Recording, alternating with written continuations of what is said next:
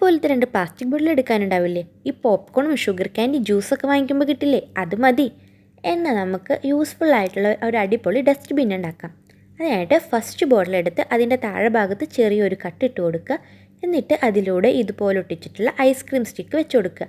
ഇനി രണ്ടാമത്തെ ബോട്ടിലെടുത്ത് ഫസ്റ്റത്തെ ബോട്ടിലിൻ്റെ ഉള്ളിൽ വെച്ച് അതിൻ്റെ മുകൾ ഭാഗം ആ വലുപ്പത്തിൽ കട്ട് ചെയ്തെടുക്കുക. ഇനി ഇതിനൊരു ലിഡ് കൂടെ വേണം. അതുകൂടെ കട്ട് ചെയ്തെടുത്ത് ഒരു ടാപ്പ് വെച്ച് ഒട്ടിച്ചു കൊടുക്കുക. ഇത്രയും ചെയ്ത് കഴിഞ്ഞ് കഴിഞ്ഞാൽ ഡസ്റ്റ്ബിൻ റെഡിയായി. ഇനി ഒന്നുകൂടെ ഭംഗിയാക്കാൻ വേണ്ടിയിട്ട് അതിൻ്റെ മുകളിൽ കുറച്ച് ഹാർട്ടും ഡോട്ടും ഒക്കെ ഇട്ട് കൊടുക്കുന്നുണ്ട്. പിന്നെ ആ ലിഡിൻ്റെ പുറത്ത് ഒരു സ്റ്റിക്കർ കൂടി ഒട്ടിച്ചിട്ടുണ്ട്. ഇപ്പോൾ കാണാൻ അടിപൊളിയായില്ലേ? ഇപ്പോൾ കുറച്ച് ക്യൂട്ട്നെസ് കൂടിപ്പോയോ എന്നാണ് ഡൗട്ട്. ഇനി നമുക്ക് ഇത് വർക്കിംഗ് ആണോ എന്ന് നോക്കാം.